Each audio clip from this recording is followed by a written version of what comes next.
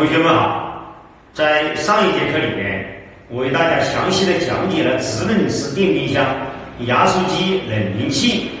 干燥过滤器它的作用。在这一节课里面，我为大家详细的讲解毛细管和蒸发器它的作用。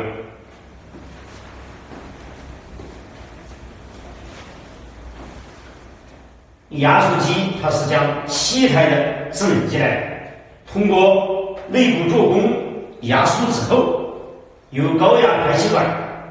排出的是高温高压的气态的制冷剂，然后经过冷凝器散热之后变成高压常温的液态制冷剂，它是由气态变成的液态，然后通过干燥过滤器过滤之后送到我们的毛细管。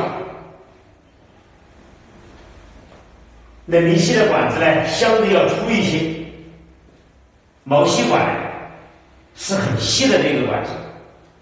这个毛细管它在我们的管路系统里面也起到一个重要的作用。毛细管它的主要作用是节流降压，它因为有阻力因为它细所以通过它之后会降压，就像水管一样的，我们的自来水管很粗的，然后经过一节很细的水管，在这个时候出来的这个压力是很小的。这个也是一样它利用毛细管对液态制冷剂它的阻力控制进入蒸发器它的流量，起到这样的一个作用。通过它节流降压之后这一个制冷剂发生变化，它的温度会下降很多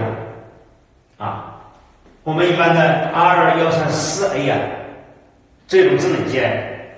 它经过毛细管节流降压之后，它的温度在出口达到多少度零下的26.5摄氏度。出来之后在蒸发器里面沸腾蒸发，实际上它这个沸点就是零下26.5摄氏度。我们的锅里面的开水烧到100摄氏度的时候它也沸腾，而这个制冷剂在蒸发器里面它这么低的一个温度它也是沸腾蒸发在里面翻了滚。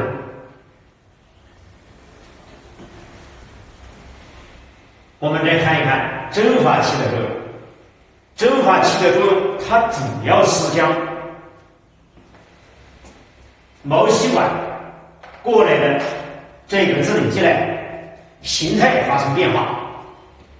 在内部蒸发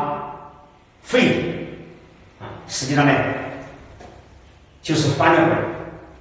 滚就像那大坝有一个闸门把水一开，在这个水下去之后冲了之后翻了滚在这里面我们看不到，也像我们锅里面的开水一样的烧开了之后，我们把锅盖接起来的一瞬间，我们看锅里面的水它也是沸腾蒸发的，跟那个实际上是一样的。然后吸收周围食品的热量，对周围食品的热量进行降温也许有人他对这个不是很理解。比如说我们一个大碗装了一碗冷水，在碗的中间放了一个也比较大的玻璃杯，里面装的是开水。过一段时间之后，我们杯里的开水它就会变成温水，我们碗里面的冷水它也会温度升高变成温水，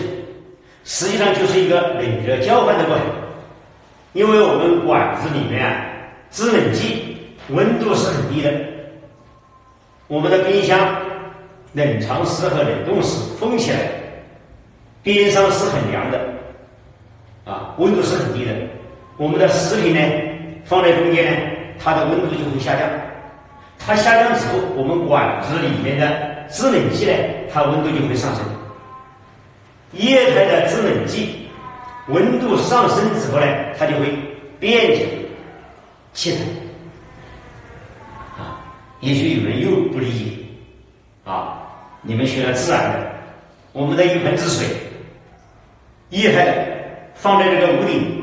，6月份的时候呢，太阳晒了之后，晒到哪里去了？实际上呢，它就像我们锅里面的水烧开了之后呢，变成了蒸汽一样的，是吧？变成了气态，由液态变成了气态。冷冻室这里面的温度是很低的，因为它是从毛细管的出口出来的，它的温度肯定是特别低的。然后呢，吸热之后呢，到冷藏室这些管子里面呢，它的温度就上升了，它由液态慢慢的变成了气态，然后呢，再通过压缩机低压吸气管吸进去。我们的压缩机吸进去的是气态，不是液态。液态它会冲击我们的压缩机的阀片，审核压缩机压缩的是气态，排出来的也是气态，只有通过冷凝器散热之后才变成液态。这我们一定要了解这就是我们制冷冰箱里面这个5大件它的作用：压缩机冷凝器过滤器毛细管和蒸发器它的作用。